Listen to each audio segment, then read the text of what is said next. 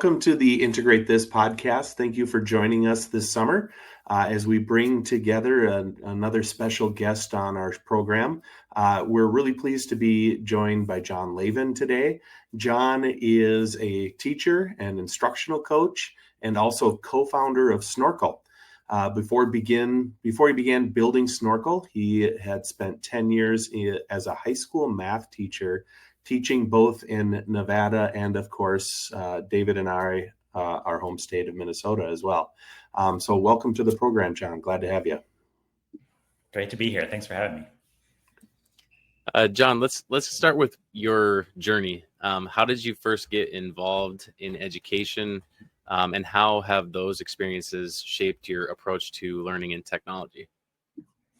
Yeah, I started as a teacher about 10 years ago, and I taught high school math. And I think one of the things I really wanted to be true in my math classroom was that I wanted my students to be sharing and talking more. I wanted to be true about their thinking. I really tried to do that in all sorts of different ways. I actually didn't use a lot of technology in my own classroom. But when I moved back to Minnesota, I kept on teaching. I was an instructional coach for a short period of time. And in around 2022, one of my good friends called me. His name was Jeff, and he had been a fifth grade teacher in the same district as I taught in Las Vegas. And he said he had seen some students or some teachers asking their students to record their thinking during the pandemic from when they were working from home.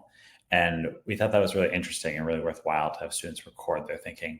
And so it sort of sparked us, got started on this journey of what would be a really rich, meaningful way for students to share their thinking, and got us building Snorkl. And so Snorkl is like my first sort of time dipping my toes in the water in the world of EdTech.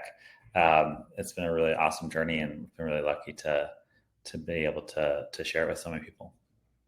Yeah, it sounds like, and I remember teaching through the pandemic too, that was just a way that, when you couldn't be with those students face to face, having that way that you could actually listen to them reflect, listen to them explain, and it really did get to the heart of what they were trying to learn. And I remember there was another Minnesota company, and I'm sure you're probably familiar with Flipgrid, which became Flip, that kind of sparked some of that same stuff. Was that part of the inspiration behind it too? Do you think like did they have an influence in the direction that you decided to go, or have there been other experiences that kind of helped lend to this product coming out when it did? Yeah, I think we definitely drew some inspiration from Flipgrid. I think what we saw was teachers were using a variety of different tools at that time during distance learning, trying to gather their students' thinking. I think some were using Flipgrid, some were using Screencastify, some were using other things, just QuickTime and Jamboard and stuff like that. I think the experience there was like you would take that video and you'd upload it to your teacher's Google Drive folder, and then as a teacher, you'd maybe take some time to watch all those. And we thought that was interesting and worthwhile. And at the same time, it would take a long time to watch all those videos as a teacher. And so when we first started, we actually started with this idea of we were going to be a social version of Khan Academy. And our original premise was around we were going to have students record their thinking, and then they were going to watch their peers thinking and give each other feedback. AI wasn't part of this at all. And so that was the sort of the initial premise that we started running with back in 22, and showed that to a lot of teachers and asked for a lot of feedback. And I think one of the things we heard over and over again was teachers really liked this idea of students recording their thinking. And they were also really skeptical of whether or not their peers would give them good feedback, which I think makes sense. And I think there's also some skepticism around like, is it worthwhile to really watch your peer who's really struggling? That can be sort of painful to watch sometimes. And so it was just really good timing that these AI tools were coming onto the market, and it became a real possibility for us to do what we do now, which is use AI to give students feedback on their explanations and their thinking. So it was really fortuitous. Yeah, and one of the fantastic things that Snorkl does is allow students to be able to express what they know visually and verbally. Why is that important, especially in today's classroom, particularly maybe the visually, because the verbally has been there, but now we have a lot of different ways that students can express their visual knowledge. Why do you find that important, and why is it so integral to Snorkel? Yeah, I think there's a lot I could say about this. I think a key part of it is we started in math class, and math, I think, my experience in the math classroom tells me math is already a very formal language for a lot of students. And that formality of that language can prevent access. And so if you are having students experience math just through text, that is a very challenging, very formal way to experience math. And so we knew that from the start, we really wanted to capture how students could talk about their thinking, but then we also wanted to allow students to draw and show and use a whiteboard as part of that explanation. And so that whiteboard recording piece became really central, I think, from the beginning because of this piece around math. I think what that's grown to be, though, is it just creates access for so many students. Students can share. A lot of students are able to express their thinking a lot more easily through that spoken word. We allow students to record their thinking in over 40 different languages. Snorkel will understand them in any of those languages, so really powerful for new to country students. Certainly, there's a lot of schools right now trying to support a lot of their developing English language learners. And a lot of our students have very conversational English, but getting to the academic English is a lot more challenging. And so Snorkel's ability to use that and leverage that in a really productive way, I think is really central to what we're doing. That seems to me like you're talking about a lot of things here that I think helps to set Snorkel apart when it comes to formative assessment. There are a lot of EdTech tools that deal with formative assessment, but I think many of those things that you just mentioned is one of those things that I think puts Snorkel out beyond where some of those other ones are at. And I know, as someone who's used the product a little bit myself, but had it demoed for me on the expo floor at ISTE. But I think one of the exciting things that you said you would be able to do for us is to kind of give us a little bit of a walkthrough of what Snorkel looks like. And would you mind sharing your screen and showing us some of that? And for those that are only listening here, we'll make sure to put these links in the description of the show so that you can go back and access them when you're able to. Yeah, that sounds great. I'd love to share. So Snorkel, like you said, is oftentimes is used as a formative assessment. It's a platform for students to record and share their thinking and use AI to give feedback. And so teachers share a link or a join code with their students. And when their students open it up, what they see is a question from their teacher on this Canvas space. And so students have different tools to show their thinking. They can draw, highlight, type out text. And then when they're ready, they can press this record button and they can talk. And so we have our students explain their thinking.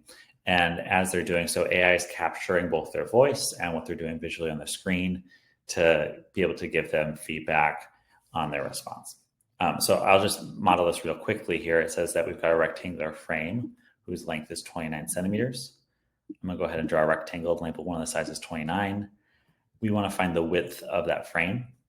Let's say I know that opposite sides of a rectangle are equal, so I'll label this side as 29 as well. 29 plus 29, I'm gonna add those two together. And I'm gonna make a mistake here. Let's say I think that adds up to 48. And the total perimeter is 146. So I've got 146 minus 48. And that gives us 98 centimeters. And let's say I think that's the answer. 98 centimeters is the width. All right, so I made a few mistakes there. I messed up on my addition. I didn't divide by 2 at the end, but this is the idea that Snorkel allows students to record and explain and show their thinking. If you're just listening to this, what I was just doing is I was drawing my work on the whiteboard as I was explaining and talking through that math problem. And when I press that submit button, the AI begins to analyze both what I said and what I showed to give me feedback and give me a score on my response. And so we score all Snorkel responses on a 0 through 4 scale. We try to give students praise on what's going right in their thinking and explanation and ask them questions about what's going wrong. So here it just popped up on the right-hand side. It says that I got it incorrect. I'll zoom in here if you're watching. I got this incorrect. I got a 2 out of 4 for my explanation. And then I get some praise. Great job recognizing the opposite sides of a rectangle are equal. You correctly labeled both lengths as 29 centimeters. Second piece of feedback, I noticed that you calculate 29 plus 29 equals 48. Can you double check this addition? And the third piece of feedback, when you found 98 centimeters remaining, think about what this represents. How many width sides does a rectangle have? And so we're trying to really model that feedback after what we think great feedback from a teacher looks like. We want to affirm what's going right in the students' thinking, even if they're getting the wrong answer. We want to ask them specific questions around what's going wrong without giving away the thinking task. And students can use that feedback right away to actually respond again. So they can read aloud to them. They can actually get that feedback in over 40 different languages. And then when they're ready, they respond again and they can improve. And Snorkel will save all of their attempts. And so as a teacher, you get this awesome dashboard where you can see all your student work automatically scored, get students in there talking, explaining, and sharing their thinking a lot. And John, could you talk a little bit too, just about the AI side of things? Like with, so one of the things that I think is really cool on there is how it has, because of the recording, like the timestamps of where it estimates that it's where the references are with the timestamps, right? Can you talk a little bit about the AI system that's in use for this process, like with the feedback and the types of feedback? Because I know, like with Snorkel, you have the multimodal AI going on. Can you talk a little bit about that process? Yeah, we use a number of different models under the hood, and so when a student submits a single Snorkel response, it's not like it's going through a single AI run. It's not just like, one run entry goes in and something comes out. It's actually going through a whole series of different AI evaluations that sort of help piece together what we think is really strong and effective feedback. And so we obviously are doing some analysis of the audio. We're doing some analysis of the visual. We're incorporating some analysis of math, and we put that together to give the student really immediate personalized feedback. I'll also mention that, teachers can upload and create their own Snorkel activities, and we don't just do math. And so you can use Snorkel for science class, for English class, for world languages, all sorts of use cases for Snorkel. But when teachers can also create their own Snorkel activities, and part of that creation process, we allow teachers to actually weigh in on what they want the AI to be looking for. And so teachers have some control over setting the criteria for success or setting up an answer key for what the AI is looking for. And we involve teachers in that process. We found that to be really powerful. Like, we want this to be not just student thinking goes into this box that is AI. It's really a part of this keeping teachers in the loop. So teachers have expectations for their students, and we can help the AI to align to that and give feedback according to that. One of the things that I noticed here as well, when you were showing some of the feedback that the Snorkel AI gave back to your hypothetical student there, right? It didn't just give them the answer, right? It's making the student struggle through that learning process, and it's giving them the little push maybe that they need, or maybe a little bit of a guidance or direction to go where to find that answer or to re-explain it. Which is, I think, really, really great. David and I have talked a lot about, that one of the things that I think teachers are very fearful of is that AI is just going to give students the answer. And in some ways it can, but it seems like your system is set up so that it doesn't just do that. Yeah, we're really, really cautious about that idea. I mean, I think this is really important to me, is that the student thinking is the learning. Right. And as soon as we start using AI to actually do the thinking, we've undercut the learning. I think my background is a math teacher. And so for me, this is the whole idea of productive struggle, right? If we are undercutting productive struggle, we are undercutting our students' opportunities to think and build those neural pathways. And I think that doesn't just apply to math, but we're really mindful of the fact that we want our students' thinking to come first. Then the AI comes second as support, but again, not support that gives away, but supports that actually supports in the way that a teacher would. So on the teacher side, could you show us a little bit more about like options for assigning activities? And one of the things that we've talked about in some of our trainings is the review process? Obviously, like the instant feedback is great for helping students think through things, but what about like submitting final products? Yeah, absolutely. So on that teacher side, we are surfacing for the teacher immediately all their student work from across the class is automatically scored. If a student attempted multiple times, you can jump into any of those attempts. And then the Insights tab here will actually do an AI analysis of the entire class to share trends and insights. So it will highlight what are your top student responses in the class, and then what are the trending errors or mistakes that are happening in the class in student understanding, and who's making them. So really trying to model that after what a great like looking at student work protocol looks like for teachers, where you're looking through that student work and trying to figure out instructionally what do I need to take away from this? Where are the gaps that I need to address still, or who do I still need to support? One thing that I would love to point out is I think we're getting a lot of teachers who are recognizing that Snorkel can help them do some things that they're already doing well around, exit ticket, formative assessment data, but it's also helping them sort of raise the bar for students. And so I just want to share this student response here. This is a student response where they got it correct. They got a 3. And if you look at the feedback, they're getting several pieces of praise on all the things that they're doing right, but they got a 3 and not a 4. And that last piece of feedback gives you some indication as to why. That last piece of feedback is asking, can you explain why you divided by 2 to find the width? Which is, I just think that's, I mean, as a math teacher, that just gets me so excited, right? Like that's this idea that it's not enough just to be able to state the answer. We actually want to support students to share the why behind their answer and how they're getting there. And I think that's really difficult to do at scale, oftentimes in a math classroom or in any classroom. But Snorkel can help sort of raise that bar for what mastery looks like in any subject. And that's been really powerful too. So one of the things that you showed, I think, John, with the insights that you had on there, yeah, it is kind of the breakdown of where, and you can kind of see it almost groups kids based upon who might be struggling with certain aspects or certain areas within that particular lesson. Are teachers able to then take that and maybe focus on some small group instruction with those kids who seem to be struggling with the same issue? Yeah, definitely. It's designed to do that, to highlight for you which students are experiencing what gaps. And we've seen teachers leverage that in a number of different ways. I think some teachers are using Snorkel genuinely as a do it once, get an exit ticket, sort of get that score. We've also seen a number of classrooms where teachers are letting students retry multiple times on Snorkel. And because Snorkel saves all of the students' attempts, you can see the different progress that students are making. But some teachers are actually looking at what you might call like the velocity at which a student's able to get to that correct answer. Is it taking them 1 attempt? Does it take them 3 attempts? And think about where might we step in the classroom to support further.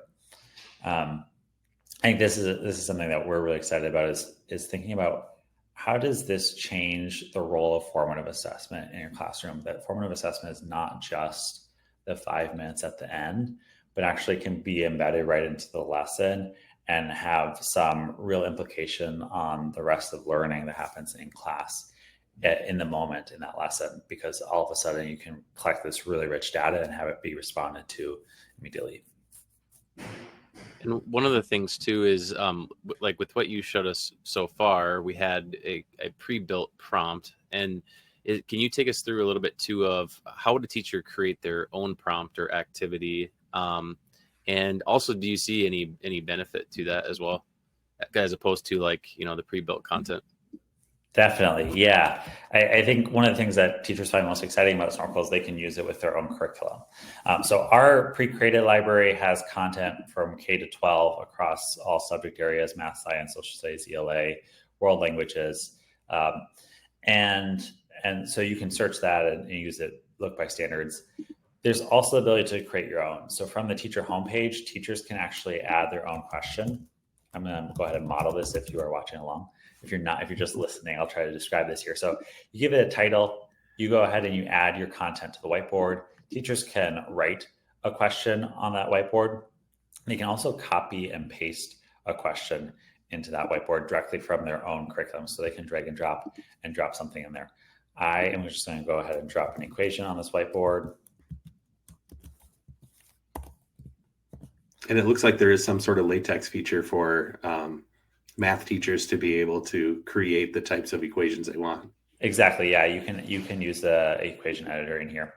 And then once you've put that question on the whiteboard, the AI will actually analyze what you put on the whiteboard. It will set up an answer key for you as the teacher and show it to you. And so again, this is part of keeping the teachers in the loop, but here we have an opportunity to make sure that it aligns with exactly what we want our students to be doing. We can add additional criteria that we want the AI to be looking for. I think this is especially helpful if you're doing something open-ended, if you're doing something for an English or social studies class where your criteria is probably going to be really more specific to what was discussed in class that day or the things that you're working on. And then you can hit confirm and assign to your students. So it's pretty quick. You can add content directly from your curriculum really easily. The AI sets up that key, and then you can assign it to your students. And we just added school and district libraries so that as teachers are creating these materials, they can actually share them with their colleagues and build that sort of really rich resource for them to use that aligns with their curriculum. And so once a teacher has a lesson created and they share it out with their share code, do you have integrations with any of the LMSs, or is it just, in your experience, been easier to just share the code? Great question. So we use a Google or a Microsoft single sign-on, and so it's very simple to share with students and get them in there immediately. We don't have a full integration with any LMSs. We eventually probably will, but it's very simple to share that join code or link with your students. They open it up, and when they do, they're automatically added to your class roster in Snorkel. And so that process is very simple. We should model that process very closely after how you mentioned Flipgrid before. It's very similar to how Flipgrid used to work with those join codes. Yeah. And John, you had a chance to go to ISTE recently. Yeah. Jeremy was there. We did a whole episode on how I didn't get to go and he got to go and enjoy all the fun next year and everything. So year. yeah, hopefully we can meet next year in person. But how did everything go at ISTE and having Snorkel on the expo floor, and what was the experience like for you? Yeah, ISTE was phenomenal. We had a lot of fun. I think so. Just a little context, anyone can create a free Snorkel account. You can go to snorkel.app and you can sign up and create a free account. And so what that means is that, unlike some companies where you have to buy a school or a district subscription first to have access, anyone can use it. And so oftentimes people are sharing it. And so there were, I don't know the number exactly, but probably over a dozen different sessions where people were sharing Snorkel in their sessions and showing teachers how they could use it. And there was a lot of excitement, and people were coming to our booth all day long. And I think we gave away all of our socks, our shirts, our stickers. Like by the end of the last day, people came to us and we were like, we ran out of business cards too. So we were like, we don't have anything for you, but there's some of those stickers. Yeah. We have a lot of fun with it. We bought a shark costume so that we could run around and cause a scene. And, actually I do have this with me. I never travel without my snorkel. So we walk around wearing these purple snorkels on our heads too. Our whole team is former teachers. And so I think we have some of that teacher energy, and we're not afraid to, in the classroom, I was never afraid to embarrass myself in front of the kids. And we take a similar approach to conferences. And I can confirm, because I did first meet you at the airport in Minneapolis before our flight. We were on the same flight leaving out to San Antonio, and you pulled out of your bag the snorkel and the mask, so I could. You never know when see that you were ready to go. Yeah, right away. It's a lot of fun. Although I think I did comment to one of the people that I walked by in your area that was demonstrating, and she did a fantastic job. But I'm like, doesn't your head hurt after several hours of wearing that mask up by your head where you have it? And I'm sure it does, but it's worth it. People come up to us constantly and ask. Yeah. ask, what's this all about? And gives us a little opening to share a little bit more. Yeah. Do you think that was overall the most memorable thing, was just the sheer number of people that would come by and engage with you, or Yeah. anything else stick out? Well, so this was our first year having a booth at ISTE. So this is our third year going. We went the first year 3 years ago. We just walked around and just talked to some people, and we at that time hadn't really publicly launched. We were just sort of learning. Then we went back again last year, and we were wearing shirts, and we talked to some people, but we were just sort of still pretty small. And then this year we've just grown tremendously over the past year. So we got a booth. We had four members from our team there, and then 3 teachers there at our booth as well. And then we had visitors all day long. So it was a lot of fun, and looking forward to next year. And it's pretty cool that we had just interviewed Thomas Hummel, who is part of EduAid, and he's a teacher as well. And I think one of the really cool things about what you guys are doing is that it seems like more and more teachers creating some of these tools and with the availability of AI and stuff. It's kind of great because then you still know that you're putting sound pedagogy into the tools and stuff. And so that's really great to see. But as far as the tools that like Snorkel that are out, I know this is a really tough question, and we've asked a few of our in our interviews about classroom instruction over the next few years. Do you have any sort of anticipation as to what is going to happen and how Snorkel can kind of help shape the classroom? It's a great question, and I don't have all the answers. My hope is that I don't think that AI is going to replace teachers anytime soon. Is the short answer. I think so much of teaching and learning is a very human experience, and relationships play a big part of that. I am hopeful that we will see teachers using technology that helps lift up student voices, that centers student thinking, that really supports what good teaching and learning look like and good pedagogy look like, and use tech that isn't just for the sake of using tech, but is really about how do we create opportunities for our students to share their brilliance, to celebrate that, and to support that. So I think that's sort of my 1,000-foot view. I think there's all sorts of things that are really rapidly changing in the classroom, and one of the things that I am a little bit wary of right now is a lot of the AI generated curriculum and lesson plans, and I'm just not convinced yet that those are really at a really high fidelity level that's supporting student thinking and really getting students curious. So I bet that will shift too, and that will grow, but it's something that we've stayed away from. We're not doing any AI generated content in the platform as far as our curriculum materials go. It's all created by curriculum companies that we've partnered with, or by expert teachers, or self-created by the teachers and districts who are uploading their own content. Cool. This one just kind of popped into my head here too. And I'm sorry if it takes us back a little bit here, guys, but differentiation. Is it easy to differentiate with Snorkel, and can teachers send out different questions to different students? Yeah, you can select different students to assign activities to. The very typical Snorkel experience is teachers are assigning those activities to the whole class because they're using it as more of a formative assessment tool. So they're giving everyone the same sort of at-bat.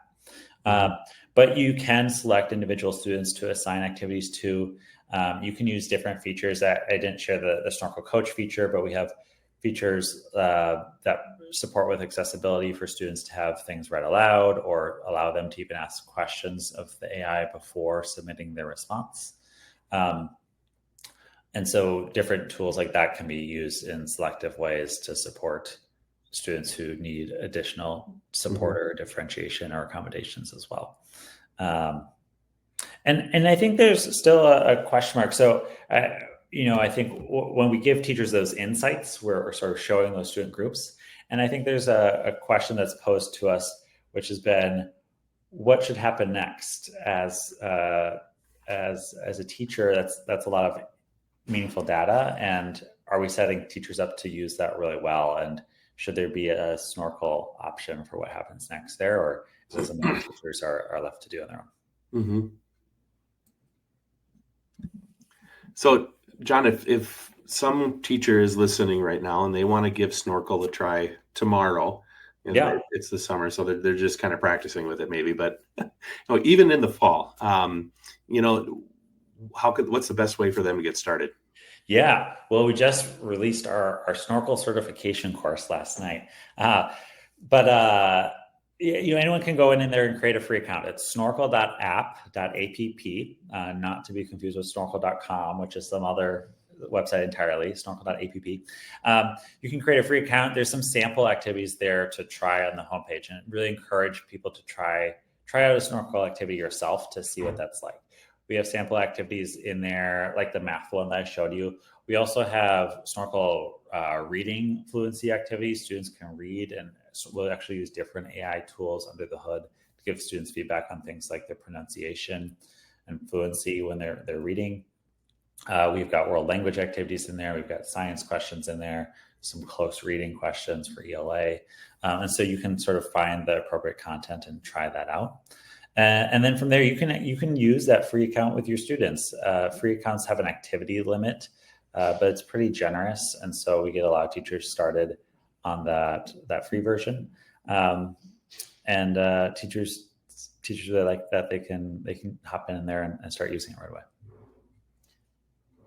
If like one of the things I was thinking about here with some of the teachers, we're always working with a variety of schools, and we still have some teachers that want to do kind of like the traditional methods of teaching, and I think there's always merit to that. I think a good combination of tech and some traditional stuff is good, but I think it's interesting because with being in the math area, have you had any of those type of conversations, or what would be advice you would give, or maybe how would you convince a teacher who's kind of doing more of the traditional math, paper, or maybe even going to like the overhead projectors with the the sheets with the vis-a-vis or vis-a-vis, whatever those markers, what would you tell them the benefit to using a platform like Snorkel would be, maybe even specifically for math, being that's your background?